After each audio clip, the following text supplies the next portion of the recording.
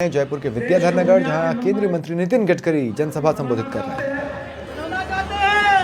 क्या हमारे देश को इतिहास, संस्कृति और विरासत के आधार पर आज हमारा आयुर्वेद हो, योग विज्ञान हो, हमारा विशेष रूप से हमारी संस्कृति और हमारा इतिहास हो, इसके प्रति पूरे विदेशों में बहुत बड़ी चर्चा है। लोग उसका अनुकरण कर रहे हैं। जब यूनो ने योग डे की शुरुआत की तो दुनिया के करोड़ों लोग योगासन करने लगे। मुझे दुनिया घूमने का मौका मिला। जगह जगह पर भारतीय संगीत हो, भारत संस्कृत हो, हमारा इतिहास हो, हमारी विरासत हो, इसके आधार पर उसके अध्ययन करने वाले अनेक लोग हैं। आपको आश्चर्य होगा कि जर्मनी ने आयुर्वेद में हमारे से भी ज्यादा रिसर्च किया। हमारा योग विज्ञान दुनिया के आकर्षण का केंद्र बना हुआ है। और आज ये सब बातें देखते हुए मुझे स्वामी विवेकानंद जी की याद आ रही है। आपको याद होगा कि स्वामी विवेकानंद जी ने शिकागो के सम्मेलन में हिंदू धर्म का प्रतिनिधित्व करते समय एक प्रसिद्ध भाषण किया। उन्होंने अपने पहले वाक्य में कहा था, भाइयों और बहनों। जैसे दो शब्द उन्होंने कहे, वैसे इतनी तालियां गूंजने लगी कि 3-4 मिनट वो बोल नहीं पाए, इतने लोगों में खुशी थी। तब विवेकानंद जी ने एक भविष्यवाणी की थी, और वो भविष्यवाणी मैं फिर से आपको याद कर रहा हूं।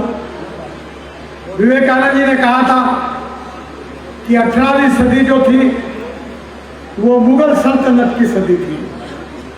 जब 19वीं सदी आई तो अंग्रेजों का यूनियन जैक सब तरफ लहरा रहा था, और 20वीं सदी जब आई तो अमेरिका एक सुपर पावर करके दुनिया के सामने आई। और विवेकानंद जी ने आगे कहा कि जो 21वीं सदी आएगी वो हिंदुस्तान की आएगी, भारत की आएगी। और भारत मैं जब भी, मैं तो कोई इतना विद्वान नहीं हूं कि मैं कुछ कह सकता हूं, बोल सकता हूं, पर मैं जब अभी विदेशों में ज्यादा लोग मुझे सुनते हैं। टेक्नोलॉजी के कारण अमेरिका में, यूरोपियन कंट्री में तो यूट्यूब से मुझे 3 लाख रुपए महीना मिलता है। हर भाषा यूट्यूब वाले डाल देते हैं। और बात तो मैं वही करता हूं। मैं 2 बातें, क्योंकि आप प्रबुद्ध समाज के प्रतिनिधित्व है, 2 बातें इंपॉर्टेंट है कि innovation, entrepreneurship, science, technology, research, skill and successful practices, we name it as knowledge. हम उसको ज्ञान कहते हैं। और नॉलेज के आप उपासक है। नॉलेज ये सबसे बड़ी पावर है, सबसे बड़ी शक्ति है। और इसलिए conversion of knowledge into wealth हमारा भविष्य है। और दूसरी बात जो मैं अक्सर लोगों को कहता हूं कि no person is waste and no material is waste. It is depending upon the appropriate technology, it is depending upon the appropriate vision of the leadership that you can convert waste into wealth. आप 2 बातें जरूर याद रखिए। मैं नागपुर का सांसद हूं। 8 साल पहले मैंने तय किया कि शहर का टॉयलेट का पानी बेचना है। टॉयलेट का पानी कोई खरीद सकता है? सब लोगों ने मुझे मूर्खों में निकाला। मैंने कहा नहीं, हो सकता है। और मुझे आज खुशी हो रही आपको बताते समय कि हम लोग 7 साल से नागपुर शहर का टॉयलेट का पानी शुद्ध करके महाराष्ट्र गवर्नमेंट के कोराडी और खापरखेड़ा 2 पावर प्रोजेक्ट को देते हैं, जिससे हमको 300 करोड़ रुपए साल के मिलते हैं। मैं तो लोगों को कहता हूं कि इस देश में पैसों की कमी नहीं है। आप कहीं भी जाइए हिंदुस्तान में, मैं कभी लोगों से झूठ बातें नहीं करता, जो बोलता हूं वही कहता हूं और जो कहता हूं वही करता हूं। लोगों को विश्वास नहीं था कि दिल्ली से जयपुर 2 घंटे में जाएंगे, लोगों को विश्वास नहीं था कि दिल्ली के देहरादून 2 घंटे में जाएंगे, दिल्ली से हरिद्वार 1.5 घंटे में जाएंगे, दिल्ली से चंडीगढ़ 2.5 घंटे में जाएंगे, दिल्ली से श्रीनगर 8 घंटे में जाएंगे, कटरा 6 घंटे में जाएंगे।